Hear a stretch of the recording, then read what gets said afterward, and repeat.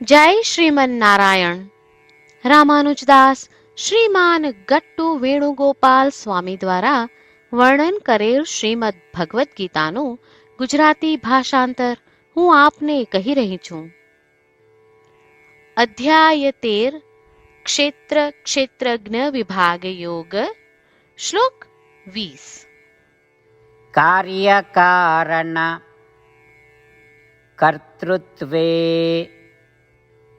હેતુઃ પ્રકૃતિઃ ઉચ્યતે પુરુષઃ સુખ દુઃખાનાં ભોક્તૃત્વે હેતુરુચ્યતે. ઓમ. ગીતાચાર્ય શ્રી કૃષ્ણ પરમાત્મા અર્જુન સાથે આપણને બધાને ક્ષેત્ર ક્ષેત્રજ્ઞ વિભાગ યોગ શીખવી રહ્યા છે. પરમાત્મા કહે છે, અર્જુન, શરીર અને ઇન્દ્રિયો બધાનું કાર્યરત રહેવાનું કારણ પ્રકૃતિ છે. કેવા પ્રકારની પ્રકૃતિ? પ્રકૃતિ કે જે આત્મા સાથે સંયુક્ત છે. શરીર પ્રકૃતિનું સ્વરૂપ હોવાથી અને આત્મા શરીરમાં સ્થિત હોવાથી શરીરના માધ્યમ દ્વારા કર્મ થાય છે. તેનો અર્થ એ છે કે કર્મો શરીર દ્વારા થાય છે, પરંતુ આત્મા તે કર્મોને કારણે ઉત્પન્ન થતા સુખ અને દુઃખનો અનુભવ કરે છે. શા માટે? કારણ કે તે પ્રકૃતિ સાથે જોડાયેલ છે. એટલે કે આત્મા શરીરમાં હોવાને કારણે આત્મા શરીર દ્વારા કરવામાં આવતા કર્મોના સુખ અને દુઃખ સહિતના પરિણામોનો અનુભવ કરે છે. અર્થાત શરીર કર્મોનું કારણ છે અને આત્મા તે કર્મોથી ઉત્પન્ન થતા સુખ અને દુઃખનો અનુભવ કરે છે. આ પ્રમાણે શ્રી કૃષ્ણ પરમાત્મા સમજાવી રહ્યા છે કે આપણે શરીરમાં હોવાથી સુખ અને દુઃખનો અનુભવ કરવાનો છે. આ શરીર જ આપણા માટે જન્મ મૃત્યુના ચક્રમાંથી મુક્તિનું અને મોક્ષ પ્રાપ્ત કરવાનું સાધન છે. તેથી ચાલો આપણે શાસ્ત્રો દ્વારા સૂચવ્યા મુજબ આપણા શરીરનો ઉપયોગ કરતા રહીએ અને શ્રી કૃષ્ણ પરમાત્માએ શ્લોક 7 થી 12 જણાવેલ ગુણોને વિકસિત કરવાનો પ્રયત્ન કરતા રહીએ. શ્રી કૃષ્ણ પરમાત્માનું શરણ લઈ આપણા જીવનને અર્થપૂર્ણ બનાવવાનો પ્રયાસ કરતા ચાલો આપણે બધા શ્રી કૃષ્ણ પરમાત્માના શબ્દોનું આ શ્લોક સ્વરૂપે પુનરાવર્તન કરીએ. કાર્યકારણ કર્તૃત્વે હેતુઃ પ્રકૃતિરુચ્યતે પુરુષઃ સુખ દુઃખાનાં ભોક્તૃત્વે હેતુરુચ્યતે. શ્રી કૃષ્ણ પરમાત્માએ આખી ભગવદ્ ગીતાનો સાર અધ્યાય 18ના શ્લોક 65 થી 70માં 8 ઉપદેશ દ્વારા કહ્યો છે. શ્રી કૃષ્ણ કહે છે, જે મારા આ 8 ઉપદેશ અનુસરે છે તે મને પ્રિય છે.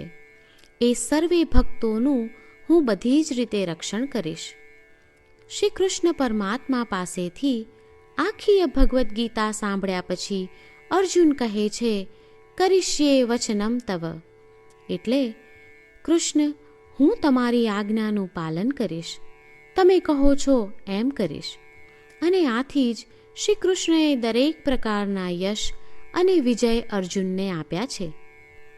તો ચાલો આપણે પણ પરમાત્માને 8 વાતો પાળવાનું વચન આપીએ. પરમાત્માને આપેલા વચનથી મોટી કોઈ પૂજા, તપ કે યજ્ઞ નથી. 8 પ્રતિજ્ઞાઓ જે આપણે લેવી જોઈએ તે હું હવે કહું છું. આપ સૌ પણ એનો મન અને હૃદયથી વિચાર કરો.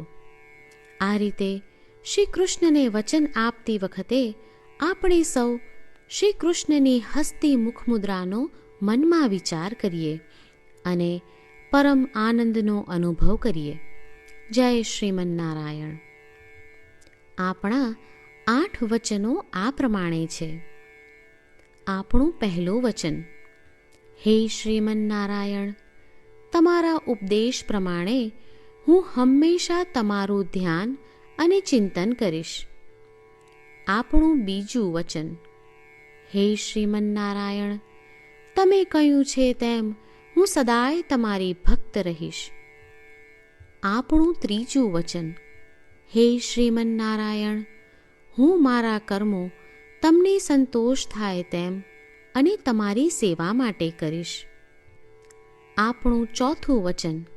હે શ્રીમન્નારાયણ, તમે અનુસરવા કહ્યું છે તેમ મને પૂર્ણ શ્રદ્ધા છે કે હું તમારી છું. હું સદાય મારા હાથ જોડી તમને નમસ્કાર કરીશ, તમારી ભક્તિ કરીશ. આપણું પાંચમું વચન. હે શ્રીમન્નારાયણ, હું તમારા શબ્દો યાદ કરું છું. મામેકમ શરણમ વ્રજ. તમે તમારી શરણમાં આવવા કહ્યું છે.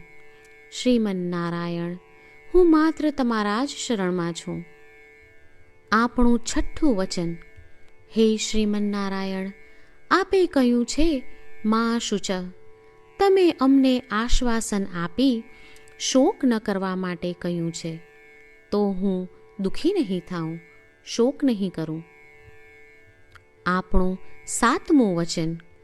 હે શ્રીમન્નારાયણ, અમારા કલ્યાણ અર્થે આપે શ્રીમદ્ ભગવદ્ ગીતા રૂપી આશીર્વાદ આપી અમારા સૌ પર કૃપા કરી છે, તો હું દરરોજ ઓછામાં ઓછો એક શ્લોક વાંચીશ અથવા સાંભળીશ એવો સંકલ્પ લઉં છું. આપણું આઠમું વચન. હે શ્રીમન્નારાયણ, હું ગીતાના દૈવી શબ્દો એ ભક્તો સુધી પહોંચાડવાનો પ્રયત્ન કરીશ જેઓ ગીતાથી અજાણ છે. હે શ્રીમન્નારાયણ, તમે કહ્યું છે તેમ કરીશ, તમે કહ્યું છે એમ વર્તીશ અને તમારા માટે જ કર્મ કરીશ. શ્રીમન્નારાયણને આપેલું વચન કે દરરોજ તમે કહ્યું છે એમ કરીશું, એ જ એક મહાન પૂજા છે. તો ચાલો આપણે સૌ દ્રઢ શ્રદ્ધા સાથે પ્રભુ પાસે એક સંકલ્પ લઈએ. શ્રીમન્નારાયણ, કરીશ્યે વચનમ તવ. શ્રીમન્નારાયણ, હું તમારી આજ્ઞાનું પાલન કરીશ. સર્વમ શ્રી કૃષ્ણાર્પણમસ્તુ. જય શ્રીમન્નારાયણ.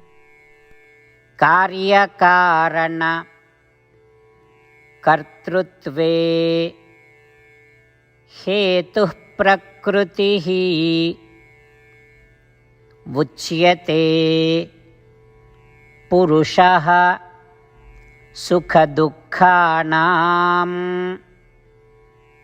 ભોક્તૃત્વે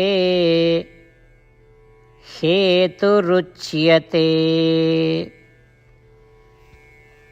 ઓમ. કાર્યકારણકર્તૃત્વે હેતુઃ પ્રકૃતિરુચ્યતે પુરુષઃ સુખ દુઃખાનાં ભોક્તૃત્વે હેતુરુચ્યતે.